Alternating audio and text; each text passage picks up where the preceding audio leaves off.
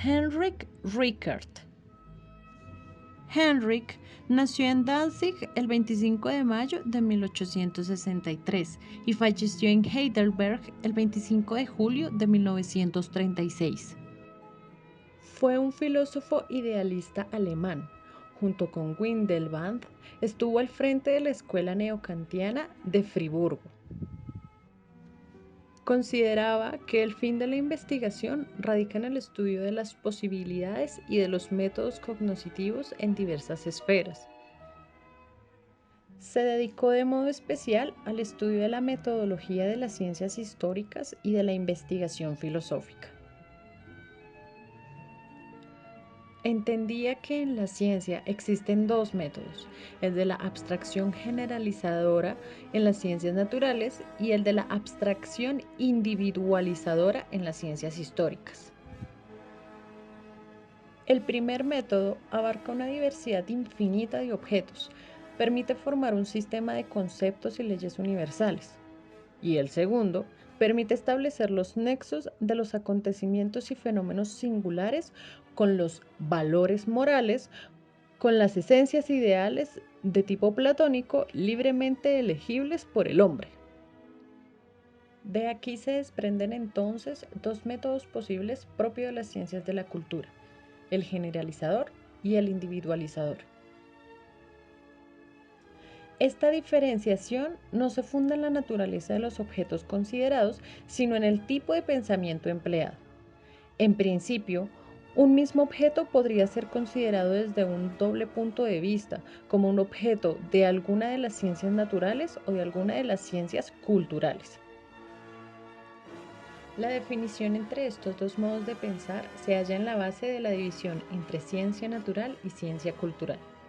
La primera trata sus objetos abstrayendo de los casos particulares las leyes generales que se aplican a la totalidad, mientras que la segunda se ocupa de lo individual, aunque esto no signifique prescindencia de relaciones de causalidad, puesto que tales relaciones son particulares y no generales. De manera que, mientras la ciencia natural se desarrolla con independencia de valores y valoraciones, la ciencia cultural está estrechamente vinculada a ellos.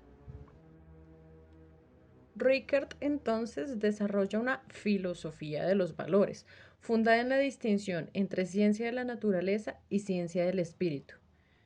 Este afirma que el objeto de ambas ciencias es el mismo, porque la realidad misma deviene naturaleza si la consideramos en relación con lo universal, y deviene historia al ser considerada en relación con lo particular e individual.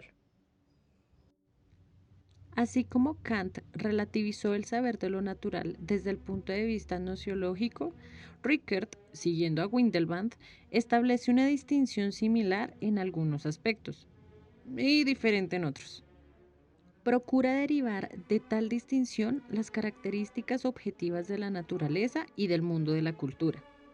La misma realidad se presenta como naturaleza o como cultura, según el punto de vista desde el cual se la considere. La naturaleza es la realidad referida a lo general, determinada por una estructura de leyes, mientras que la cultura es la realidad referida a lo individual, es decir, constituida por un conjunto de hechos y de relaciones particulares. De ahí la división entre ciencias generalizantes y ciencias individualizadoras, relativizada en el plano metodológico. Kant ya había realizado una crítica al sentido ontológico de los grandes conceptos científicos, negándoles validez fuera de nuestro conocimiento, pero asignándoles plena objetividad. Sin embargo, Rickert fue mucho más allá, entendiendo que la conceptualización naturalista o generalizadora no es el resultado de categorías universales, sino del empleo de ciertos métodos y guiados por determinados intereses.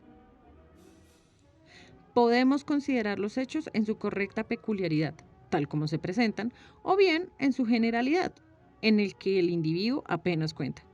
Lo que define en cada caso si hemos de ceñirnos al individuo o al grupo es el valor. Rickert se pregunta por las condiciones que hacen posible una reconstrucción del pasado con pretensiones de ser universalmente verdadera. Su filosofía de la historia comienza por una lógica del conocer. es decir, por la formación de conceptos articulados en un juicio, pues entiende que pensar es sinónimo de juzgar. Como respuesta, encuentra en la teoría de los valores el principio de la historia universal, compartiendo con Windelband la idea de los supuestos básicos neocantianos relativos al carácter intemporal y universalmente válido de los juicios éticos y morales, y la fe en la posibilidad de un conocimiento objetivo, tanto en las ciencias naturales como en las históricas. Rickert destaca que la infinidad del mundo, tal como es percibida, desafía el poder del entendimiento. La ciencia está formada de juicios aplicables a lo real y no de las imágenes que lo reproducen. A fin de subrayar lo infinito, la ciencia se vuelca sobre un objeto finito y del conflicto entre la infinitud de la percepción y la finitud de la ciencia se derivan las condiciones fundamentales del conocimiento. Toda ciencia vence al infinito, que es el mundo tal como se ofrece a la percepción, y al otro infinito en intensidad, que es cualquier objeto o suceso, y solo la manera de hacerlo permite distinguir unas ciencias de otras. Los modos fundamentales de esa victoria vienen a ser dos: o se explica lo real con ayuda de leyes, o se organiza en un devenir singular y se selecciona su materia refiriéndola a los valores. Los valores. El hecho de que los valores jueguen un papel importante en la ciencia, y aún más, que sean principios de la conceptualización, parecería contradecir la esencia de la ciencia misma. Con todo derecho se le exige al historiador que represente las cosas lo más objetivamente posible, y aunque ese objetivo no pueda ser alcanzado completamente, no deja de ser, sin embargo, un ideal lógico.